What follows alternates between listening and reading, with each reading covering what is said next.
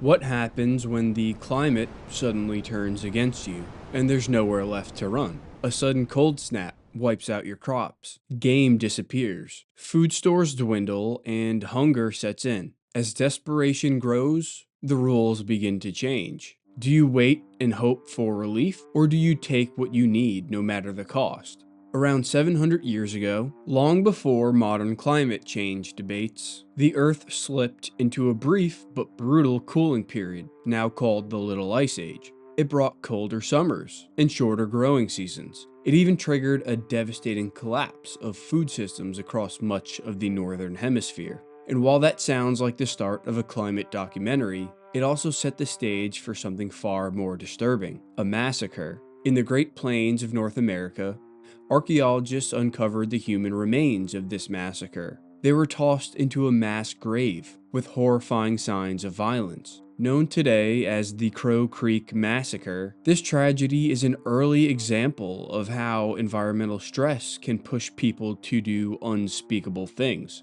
It's a haunting reminder of what happens when the bonds of society snap under the weight of hunger and fear.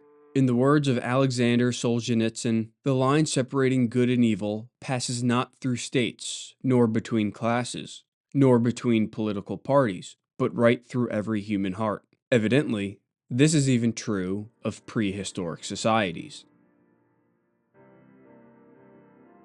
The Crow Creek site is located in South Dakota. It sits on a terrace adjacent to the Missouri River, 10.5 miles north of the city of Chamberlain. The site and the land it sits on forms an 18-acre triangular plateau. Crow Creek runs along its southeast side, and Wolf Creek runs along its west. Steep embankments lead down to these tributaries. This sort of landscape is common among many archaeological sites across the U.S. Indigenous populations found elevated land near water sources to be prime real estate. You can imagine why such locations would be advantageous.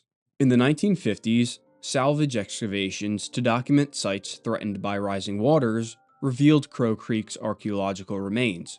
Archaeologists unearthed two major prehistoric occupations here. The earliest, dating from the 1100s to the 1200s AD, belongs to the initial Middle Missouri tradition. This cultural tradition is characterized by small pit houses, stone tools, and pottery styles shared with other Middle Missouri villages. Centuries later, between roughly 1300 and 1500, another village rose. It was built by the initial coalescent tradition. This later phase consisted of nearly 50 mostly square houses and signs of security concerns. The village was surrounded by double fortification ditches, bastions, and wooden palisades. Archaeological testing within the fortification ditches and house pits yielded 2 millennia of artifacts. The upper levels of the inner ditch produced modern and historic refuse, including cans, barbed wire, and glass shards, nothing special. Deeper down, prehistoric layers contained stone projectile points, scrapers, bone tools, and abundant faunal remains. Bison bones were especially common. Over 30,000 pottery sherds were also uncovered. Based on these findings, archaeologists confidently confirmed they stumbled upon a classic plains village. However, something interesting happened when they got to the western end of the 1,200-foot-long outer fortification ditch. They found a bone bed containing the skeletons of hundreds of men, women, and children. Estimates based on the number of right temporal bones suggest a total of 486 individuals. Many of the remains showed evidence of extreme violence. This included blade wounds, scalping marks, and decapitation. Scalping was common practice amongst warring Native American tribes. Warriors would often collect the scalps of their victims like trophies. Limb removal and complete disarticulation were also discovered within the bone bed. To put it simply, these archaeologists found the Crow Creek Massacre. Osteological analysis confirms these victims belong to the initial coalescent community that lived here at Crow Creek, and they are likely ancestral to more recent Arikara groups. There were some interesting demographics discovered amongst the remains as well. Men and women were pretty even, representing 54% and 46% of the individuals respectively. There was no significant sex bias. However, there was an age bias between the sexes. Of the men, A greater proportion of the victims were young adults compared to women. The young adult women appeared to have been spared. Radiocarbon dating of charcoal from the burial layer and tree ring sequences from the region placed the massacre around the year 1400, coinciding with that initial coalescent presence. Partly what makes this massacre so mysterious and frightening is that, despite knowing the victims, we do not know the perpetrators. We can hypothesize that they were a neighboring village who may have committed a night raid, but we don't know for sure. Maybe the Crow Creek inhabitants didn't know who they were either. They could have experienced a surprise attack by masked murderers armed with stone blades, slaughtered without warning by unknown figures, like a prehistoric slasher film. The thought of such a scenario is unsettling, to say the least. It's extremely difficult to get into the mind of a group willing to commit such a slaughter, not only because of how long ago it occurred, but also how uncomfortable it makes us feel. Not knowing who committed these murders doesn't make it any easier. That said, we do have some clues into what may have been their motive, and they point to climate instability.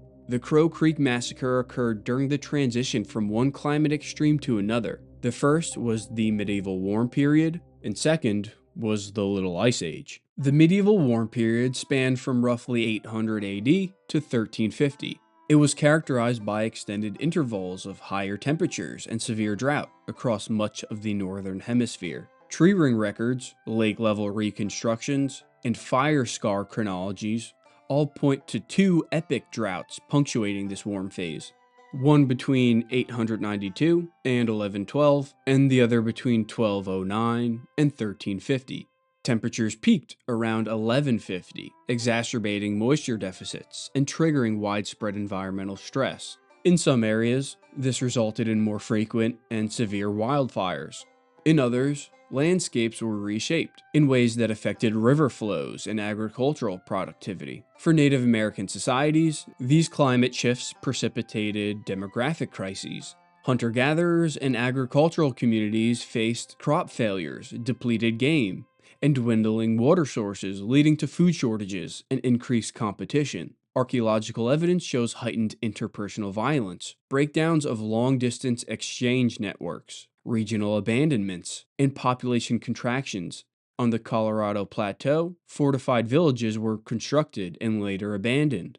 In California, once thriving shell bead economies collapsed. In the Mojave, settlements contracted around reliable springs. These patterns suggest that the medieval warm period's environmental stress drove profound cultural upheavals among indigenous peoples. Then, by the 1300s, we see a climate reversal, the onset of the Little Ice Age. This was a prolonged cooling episode, lasting roughly from 1300 AD to 1850. Average temperatures in the North Atlantic region fell by about 1 degree Celsius compared to the preceding medieval period. Proxy records like tree rings, ice cores, and glacier advances show that this interval featured harsher winters, shorter growing seasons, and a marked increase in extreme cold years. It was another period that profoundly reshaped landscapes across Europe, North America, and beyond. Multiple factors combined to trigger and sustain the Little Ice Age.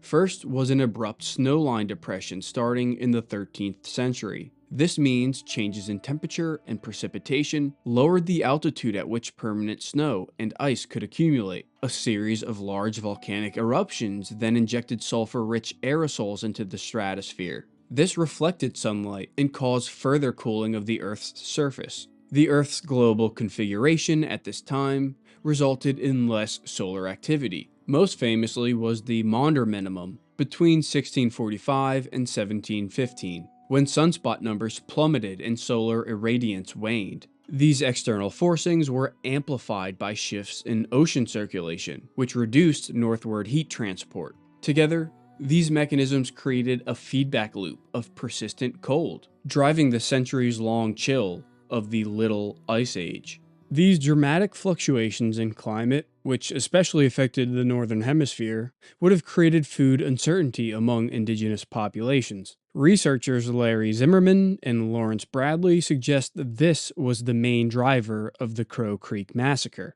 They argue that the data seem to allow a feasible case to be constructed, with the causes of the massacre related to chronic malnutrition emanating from population growth, land use patterns, and climate instability, with consequent competition for arable land. The archaeological evidence supports this as well. Many of the skeletons at Crow Creek depict signs of malnutrition or food shortages.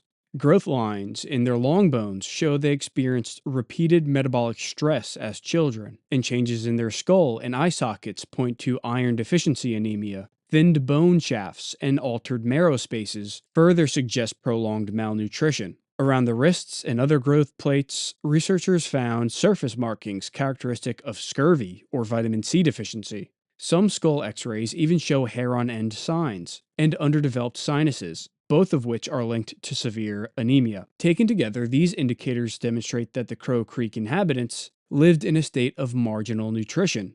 They were repeatedly deprived of key foods, and this was most likely the case for the larger landscape and villages living nearby. Additionally, most villages from the initial coalescent were situated on land good for corn, bean, and squash horticulture. However, the populations living in the area were growing and likely approaching the carrying capacity of the Missouri River Valley. The number of people relative to arable land that could be farmed was not sustainable. This could have easily triggered a scarcity mindset among neighboring groups. If severe desperation set in, neighbors became enemies. Native Americans here did not use written documentation. They were steeped in oral tradition and storytelling, so we can't read any accounts describing their personal experiences, let alone this specific event. That said, Europeans from across the Atlantic corroborate the severity of the Little Ice Age. John of Trocolo was a Benedictine monk in England who chronicled events in the early 1300s. He wrote, "In the year of our Lord 1315, hunger grew in the land. Meat and eggs began to run out. Capons and fowl could hardly be found. Animals died of pest. Swine could not be fed because of the excessive price of fodder. The land was so oppressed with want that when the king came to St. Albans, it was hardly possible to find bread on sale to supply his immediate household." Here, John is describing the Great Famine of 1315 to 1317.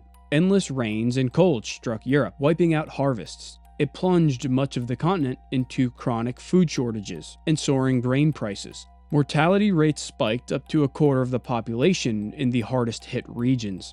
Social order frayed as desperate communities faced livestock losses, riots, and widespread destitution. In addition to this famine, the Little Ice Age was associated with increased violence against marginalized groups in Europe. Those accused of witchcraft were particularly vulnerable. According to historian Wolfgang Behringer, allegations of witchcraft were uncommon and rarely prosecuted before the onset of the Little Ice Age. However, starting around the 1380s, people increasingly blamed supposed witches for controlling the weather. Systematic witch hunts, scapegoating, and violence commenced. The Little Ice Age persisted through the colonization of North America, when these Europeans and Native Americans first crossed paths.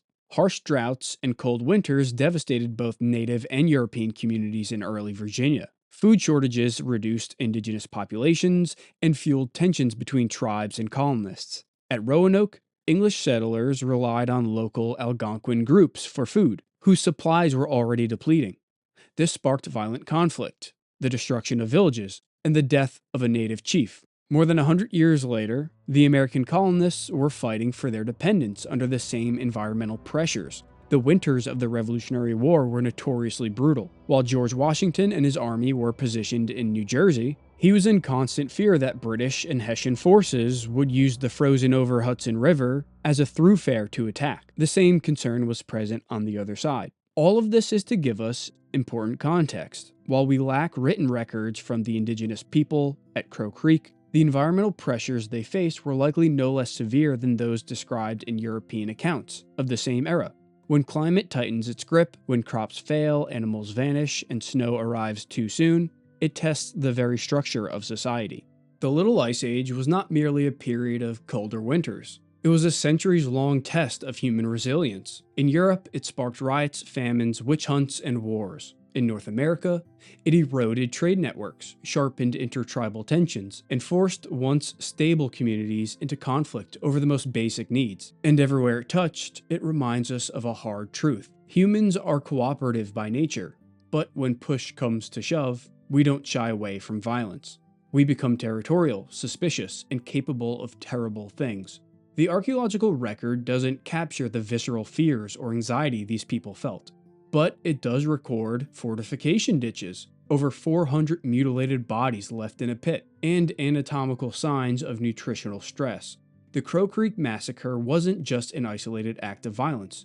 It was part of a larger human story, how climate instability can unravel social bonds, how fear and hunger can make enemies out of neighbors. It's not just a tragedy of the past, it's a reflection of something latent within all of us, what we're capable of, the line that passes through our hearts. For more on archaeology and human evolution, check out my free newsletter in the description. If you sign up, you'll get an archaeology cheat sheet with terms and phrases to help you learn more about the field. Also, check out the video on screen to learn about the climate struggles of humans much more ancient than the ones discussed in this video.